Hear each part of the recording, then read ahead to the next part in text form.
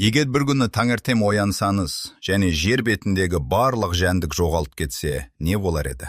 Басында адамдар тіпті қуануы мүмкін. Енді масалар шақпайды, шыбындар мазаламайды, тарақандар мен өрмекшілер көзге түспейді. Бірақ бұл қуаныш ұзаққа созылмайды.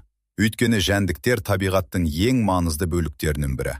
Алғашқы болып аралардың жоғалуы сезіледі. Араларсыз көптеген өсімдіктер тозаңданбай қалады. Көптеген жемістердің өнімі күрт азаяды. Бірнеше жылдан кейін дүкен сөрелерінде кейбір жемістер өте сирек кездесетін өнімге айналуы мүмкін. Бірақ мәселе мұнымен бітпейді. Жер бетіндегі көптеген құстар жәндіктермен қоректенеді. Егер жәндіктер жоғалса, миллиондаған құстар аштықтан қырыла бастайды. Олардың артынан бақалар, кесірткелер және көптеген басқа жануарлар да азаяды. Табиғаттағы қоректік тізбек біртіндеп бұзылады. Тағы бір үлкен қауіп бар. Қоңыздар мен түрлі жәндіктер өлі өсімдіктер мен жануарлардың қалдықтарын ыдыратуға көмектеседі. Егер олар болмаса, табиғатта өлі қалдықтар жиналып, экожүйе бұзыла бастайды. Топырақта құнарын жоғалтады. Жәндіктер жерді қопсытып, оның құрамын байытып отырады. Оларсыз көптеген егістік жерлер өнімсіз болып қалуы мүмкін. Ғалымдардың айтуынша, жәндіктердің толық жойылуы адамзат тарихындағы ең үлкен экологиялық апаттардың біріне айналар еді.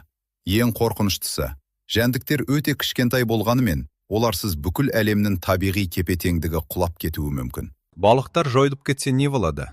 Көз алдына елестетші. Бір күні әлемдегі барлық балықтар кенеттен жоғалып кетті. Алғашында ештеңе өзгермегендей көрінеді. Бірақ шын мәнінде, бұл адамзат тарихындағы ең үлкен экологиялық апаттардың бірі болар еді. Балықтар жоғалғаннан кейін мұхиттағы тепе-теңдік бұзылады. Балдырлар бақылаусыз көбейіп, су бетін жауып тастайды. Күн сәулесі теңіз түбіне жетпей, көптеген теңіз өсімдіктері өле бастайды.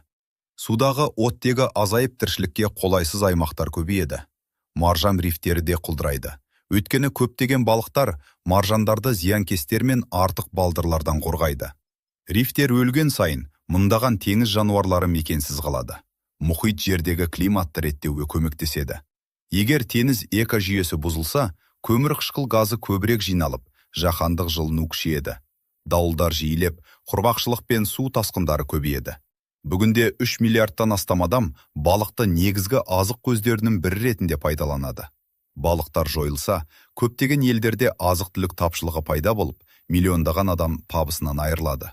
Сонымен қатар киттер, дельфиндер, теңіз құстары және көптеген жыртқыштар негізгі қоревінен айырылады.